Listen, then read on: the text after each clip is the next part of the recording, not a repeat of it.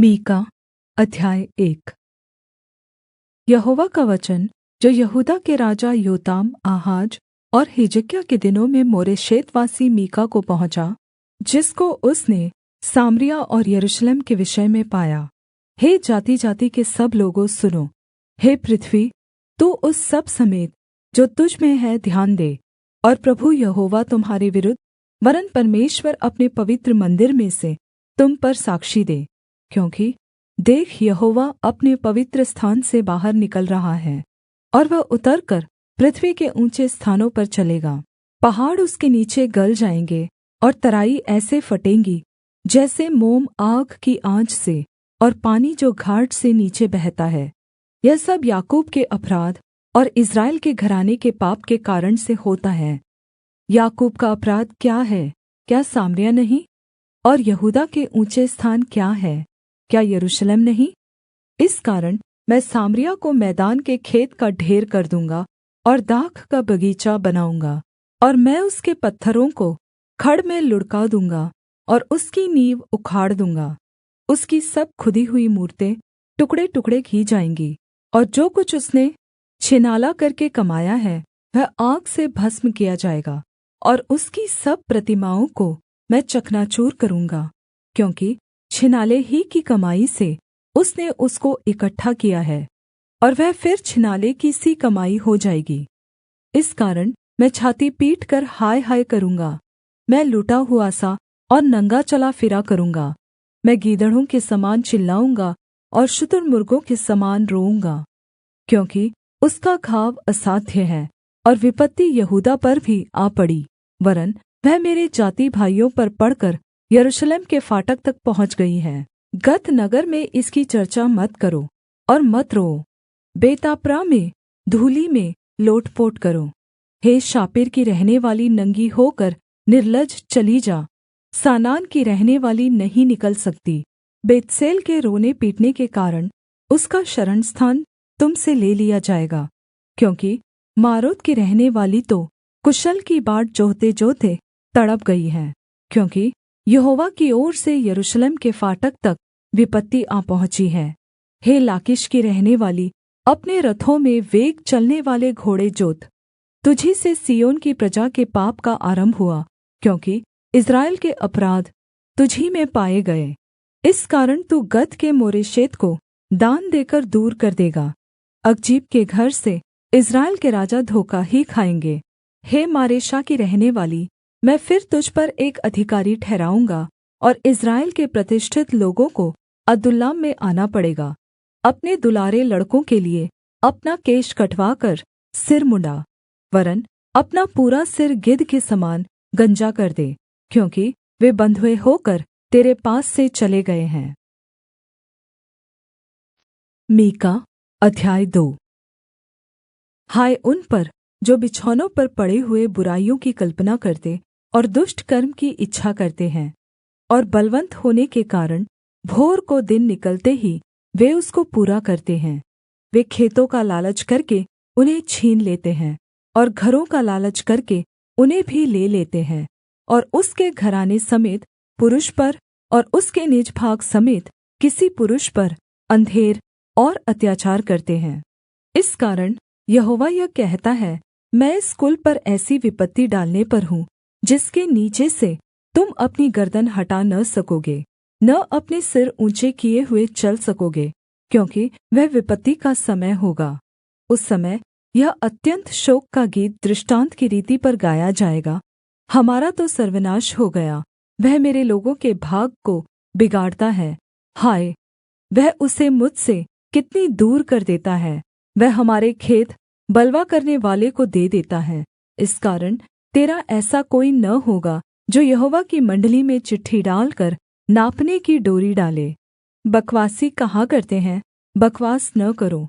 इन बातों के लिए न कहा करो, ऐसे लोगों में से अपमान न मिटेगा।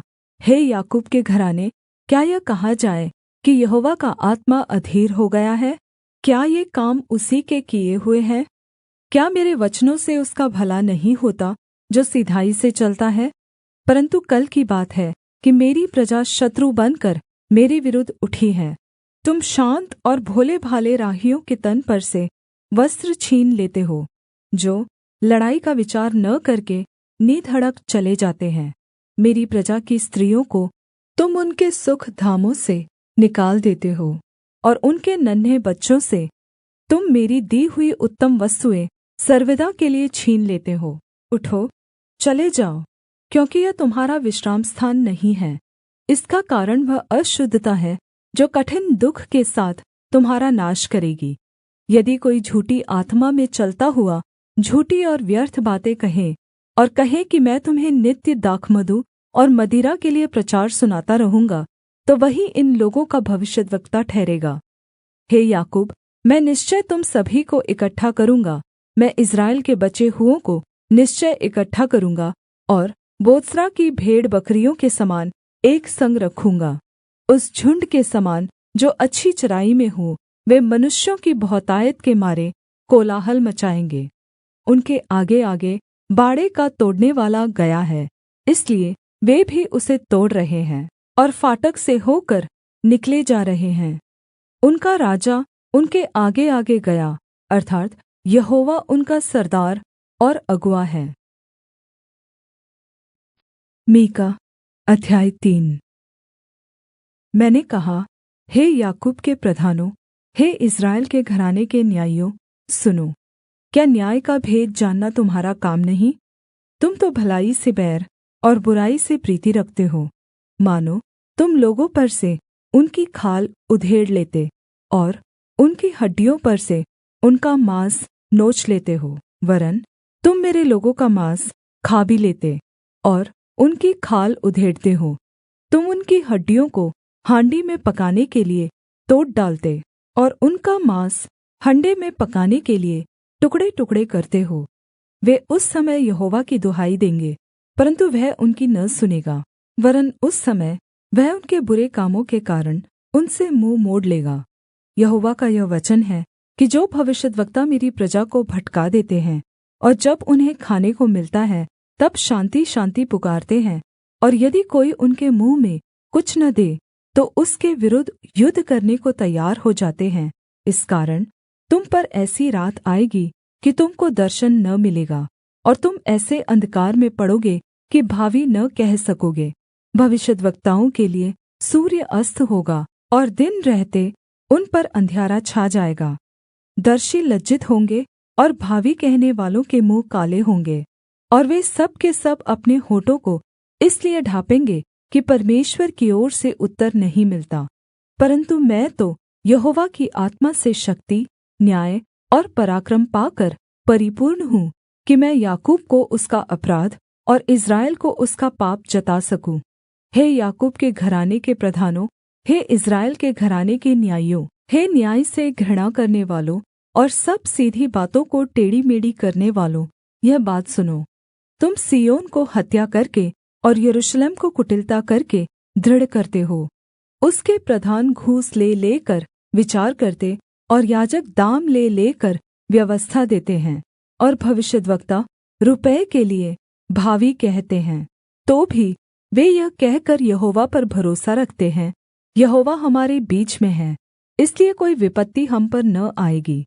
इसलिए तुम्हारे कारण सिय्योन जोतकर खेत बनाया जाएगा और यरूशलेम खण्डहरों का ढेर हो जाएगा, और जिस पर्वत पर परमेश्वर का भवन बना है वह वन के ऊँचे स्थान सा हो जाएगा। मीका अध्याय 4। शान्ति का राज्य। अंत के दिनों में ऐसा होगा कि यहोवा के भवन का पर्वत सब पहाड़ों पर दृढ़ किया जाएगा और सब पहाड़ियों से अधिक ऊँचा किया जाएगा, और हर जाति के लोग धारा के समान उसकी ओर चलेंगे। और बहुत जातियों के लोग जाएंगे और आपस में कहेंगे, आओ हम यहोवा के पर्वत पर चढ़कर याकूब के परमेश्वर के भवन में जाएँ। तब वह हमको अपने मार्ग सिखाएगा और हम उसके पथों पर चलेंगे, क्योंकि यहोवा की व्यवस्था सिय्योन से और उसका वचन यरूशलेम से निकलेगा। वह बहुत देशों के लोगों का न्याय करेगा और दूर-दूर तक की सामर्थी जातियों के झगड़ों को मिटाएगा। इसलिए वे अपनी तलवारें पीटकर हल के फाल और अपने भालों से हँसिया बनाएँगे। तब एक जाति दूसरी जाति के विरुद्ध तलवार फिर न चलाएगी, और लोग आगे को युद्ध विद्या न सीखेंगे, परन्तु वे अपनीअपनी दाखलता और अंजीर के वृक्ष तले बैठा करेंगे, और कोई उनको न डराएगा। सेनाओं के यहोवा ने यही वचन दिया है। सब राज्यों के लोग तो अपने-अपने देवता का नाम लेकर चलते हैं, परन्तु हम लोग अपने परमेश्वर यहोवा का नाम लेकर सदा सर्वदा चलते रहेंगे। यहोवा की यह वाणी है, उस समय मैं प्रजा के लंगड़ों को और जबरन निकाले हुओं को और जिनको मैंने दुःख दिया है उन सब को इकट्ठे करूँगा, और लंगड़ों को मैं बचा रखूँगा, और दूर किए हुओं को एक सामर्थी जाति कर दूँगा। और यहोवा उन पर सिय्योन पर्वत के ऊपर से सदा राज्य करता रहेगा। और हे एदेर के गुम्मट, हे सिय्योन की पहाड़ी, पहली प्रभुता अर्थात् यरूशलेम का राज्य तुझे मिलेगा। अब तू क्यों चिल्लाती है? क्या तुझ में कोई राजा नहीं रहा? क्या तेरा युक्ति करनेवाला नष्ट हो गया, जिससे जच्चा स्त्री के समान तुझे पीड़ा उठती है? हे सिय्योन की बेटी, जच्चा स्त्री के समान पीड़ा उठाकर उत्पन्न कर, क्योंकि अब तू गड़ी में से निकलकर मैदान में बसेगी, वरन् बाबेल तक जाएगी, वहीं तू छुड़ाई जाएगी। अर्थात् वहीं यहोवा तुझे तेरे शत्रुओं के वश में से छुड़ा लेगा। अब बहुत सी जातियाँ तेरे विरुद्ध इकट्ठी होकर तेरे विषय में कहेंगी, सिय्योन अपवित्र की जाए, और हम अपनी आँखों से उसको निहारें। परन्तु वे यहोवा की कल्पनाएँ नहीं जानते, न उसकी युक्ति समझते हैं कि वह उन्हें ऐसा बटोर लेगा जैसे खलिहान में पूले बटोरे जाते हैं। हे सिय्योन, उठ और दाँवनी कर। मैं तेरे सींगों को लोहे के और तेरे खुरों को पीतल के बना दूँगा, और तू बहुत सी जातियों को चूर-चूर करेगी, और उनकी कमाई यहोवा को और उनकी धन सम्पत्ति पृथ्वी के प्रभु के लिये अर्पण करेगी। मीका अध्याय 5। अब हे बहुत दलों के नगर, दल बाँध-बाँधकर इकट्ठी हो, क्योंकि उसने हम लोगों को घेर लिया है। वे इस्राएल के न्यायी के गाल पर सोटा मारेंगे। हे बैतलहम एप्राता, यदि तू ऐसा छोटा है कि यहूदा के हजारों में गिना नहीं जाता, तो भी तुझ में से मेरे लिए एक पुरुष निकलेगा जो इस्राएलियों में प्रभुता करनेवाला होगा। और उसका निकलना प्राचीनकाल से वरन् अनादिकाल से होता आया है। इस कारण वह उनको उस समय तक त्यागे रहेगा जब तक जच्चा उत्पन्न न करे। तब इस्राएलियों के पास उसके बचे हुए भाई लौटकर उनसे मिल जाएंगे, और वह खड़ा होकर यहोवा की दी हुई शक्ति से और अपने परमेश्वर यहोवा के नाम के प्रताप से उनकी चरवाही करेगा। और वे सुरक्षित रहेंगे, क्योंकि अब वह पृथ्वी की छोर तक महान ठहरेगा। और वह शान्ति का मूल होगा जब अश्शूरी हमारे देश पर चढ़ाई करें और हमारे राजभवनों में पाँव रखें। तब हम उनके विरुद्ध 7 चरवाहे वरन् 8 प्रधान मनुष्य खड़े करेंगे, और वे अश्शूर के देश को वरन् प्रवेश के स्थानों तक निम्रोद के देश को तलवार चलाकर मार लेंगे। और जब अश्शूरी लोग हमारे देश में आए और उसकी सीमा के भीतर पाँव रखें, तब वही पुरुष हमको उनसे बचाएगा। और याकूब के बचे हुए लोग बहुत राज्यों के बीच ऐसा काम देंगे, जैसा यहोवा की ओर से पड़ने वाली ओस और घास पर की वर्षा, जो किसी के लिए नहीं ठहरती और मनुष्यों की बाट नहीं जोहती। और याकूब के बचे हुए लोग जातियों में और देश-देश के लोगों के बीच ऐसे होंगे जैसे वन पशुओं में सिंह या भेड़ बकरियों के झुंडों में जवान सिंह होता है। क्योंकि जब वह उनके बीच में से जाए तो लताड़ता और फाड़ता जाएगा, और कोई बचा न सकेगा। तेरा हाथ तेरे द्रोहियों पर पड़े और तेरे सब शत्रु नष्ट हो जाए। यहोवा की यही वाणी है, उस समय मैं तेरे घोड़ों का तेरे बीच में से नाश करूँगा और तेरे रथों का विनाश करूँगा। मैं तेरे देश के नगरों को भी नष्ट करूँगा और तेरे किलों को ढा दूँगा। और मैं तेरे तंत्र मंत्र नाश करूँगा, और तुझ में टोन्हे आगे को न रहेंगे। और मैं तेरी खुदी हुई मूरतें और तेरी लाठें तेरे बीच में से नष्ट करूँगा, और तू आगे को अपने हाथ की बनाई हुई वस्तुओं को दण्डवत् न करेगा। और मैं तेरी अशेरा नामक मूरतों को तेरी भूमि में से उखाड़ डालूँगा और तेरे नगरों का विनाश करूँगा। और मैं अन्यजातियों से, जो मेरा कहा नहीं मानती, क्रोध और जलजलाहट के साथ बदला लूँगा। मीका अध्याय 6। इस्राएल के विरुद्ध परमेश्वर का अभियोग। जो बात यहोवा कहता है उसे सुनो उठकर। पहाड़ों के सामने वाद विवाद कर, और टीले भी तेरी सुनने पाए। हे पहाड़ों और हे पृथ्वी की अटल नींव, यहोवा का वाद विवाद सुनो, क्योंकि यहोवा का अपनी प्रजा के साथ मुकद्दमा है, और वह इस्राएल से वाद विवाद करता है। हे मेरी प्रजा, मैंने तेरा क्या बिगाड़ा है? क्या करके मैंने तुझे थका दिया है? मेरे विरुद्ध साक्षी दे। मैं तो तुझे मिस्र देश से निकाल ले आया और दासत्व के घर में से तुझे छुड़ा लाया, और तेरी अगुआई करने को मूसा, हारून और मिर्याम को भेज दिया। हे मेरी प्रजा, स्मरण कर कि मोआब के राजा बालाक ने तेरे विरुद्ध कौन सी युक्ति की, और बोर के पुत्र बिलाम ने उसको क्या सम्मति दी।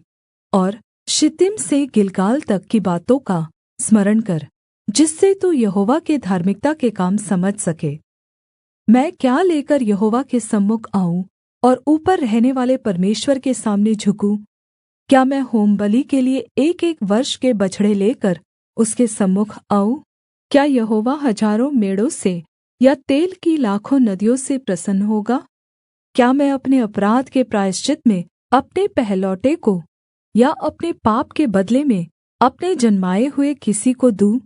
हे मनुष्य, वह तुझे बता चुका है कि अच्छा क्या है, और यहोवा तुझ से इसे छोड़ और क्या चाहता है, कि तू न्याय से काम करे और कृपा से प्रीति रखे और अपने परमेश्वर के साथ नम्रता से चले। यहोवा की वाणी इस नगर को पुकार रही है, और संपूर्ण ज्ञान तेरे नाम का भय मानना है। राजदण्ड की और जो उसे देने वाला है उसकी बात सुनो। क्या अब तक दुष्ट के घर में दुष्टता से पाया हुआ धन और छोटा एपा घृणित नहीं है? क्या मैं कपट का तराजू और घटपड़ के बटखरों की थैली लेकर पवित्र ठहर सकता हूँ? यहाँ के धनवान लोग उपद्रव का काम देखा करते हैं, और यहाँ के सब रहने वाले झूठ बोलते हैं, और उनके मुँह से छल की बातें निकलती हैं। इस कारण मैं तुझे मारते मारते बहुत ही घायल करता हूँ, और तेरे पापों के कारण तुझको उजाड़ डालता हूँ।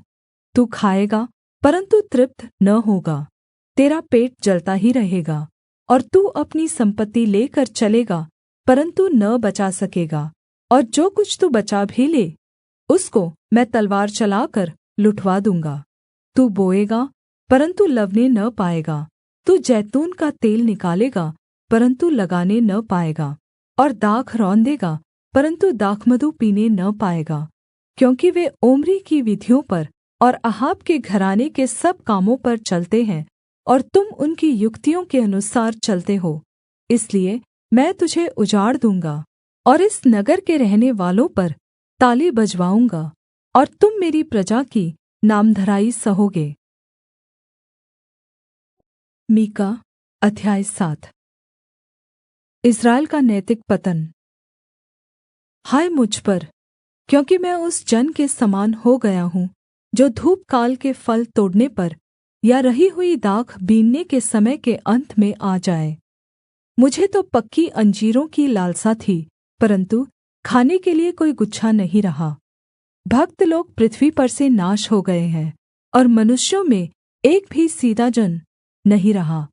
वे सब के सब हत्या के लिए घात लगाते और जाल लगाकर अपने-अपने भाई का आहेर करते हैं।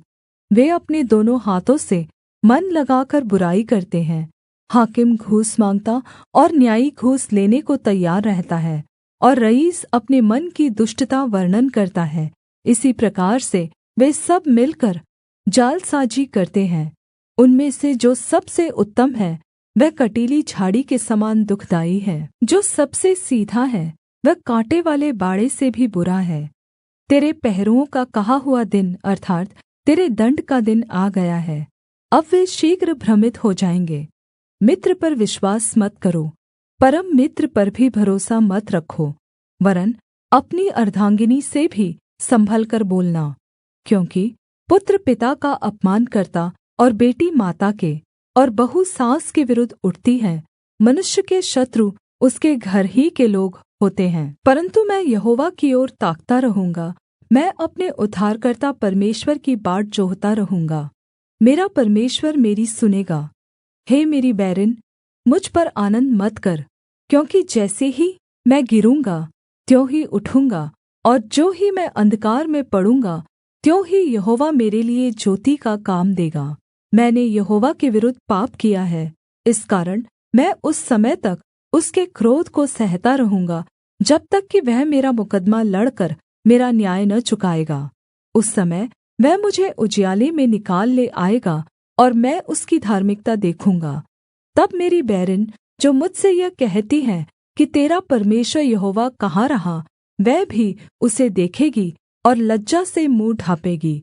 मैं अपनी आँखों से उसे देखूँगा, तब वह सड़कों की कीच के समान लताड़ी जाएगी।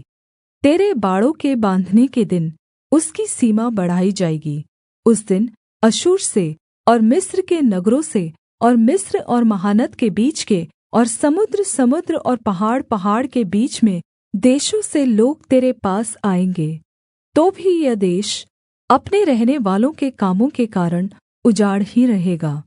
तू लाठी लिए हुए अपनी प्रजा की चरवाही कर, अर्थात् अपने निज भाग की भेड़ बकरियों की, जो कर्मेल के वन में अलग बैठती हैं। वे पूर्व काल के समान बाशान और गिलाद में चरा करे। जैसे कि मिस्र देश से तेरे निकल आने के दिनों में, वैसी ही अब मैं उसको अद्भुत काम दिखाऊँगा। अन्यजातियाँ देखकर अपने सारे पराक्रम के विषय में लज्जाएँगी। वे अपने मुँह को हाथ से छिपाएँगी और उनके कान बहरे हो जाएँगे। वे सर्प के समान मिट्टी चाटेंगी और भूमि पर रेंगने वाले जन्तुओं की भाँति अपने बिलों में से काँपती हुई निकलेंगी।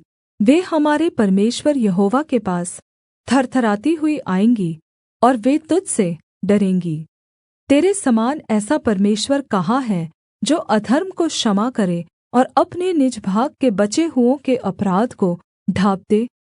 वह अपने क्रोध को सदा बनाए नहीं रहता, क्योंकि वह करुणा से प्रीति रखता है। वह फिर हम पर दया करेगा और हमारे अधर्म के कामों को लताड़ डालेगा। तू उनके सब पापों को गहरे समुद्र में डाल देगा। तू याकूब के विषय में वह सच्चाई और अब्राहम के विषय में वह करुणा पूरी करेगा, जिसकी शपथ तू प्राचीनकाल के दिनों से लेकर अब तक हमारे पितरों से खाता आया है।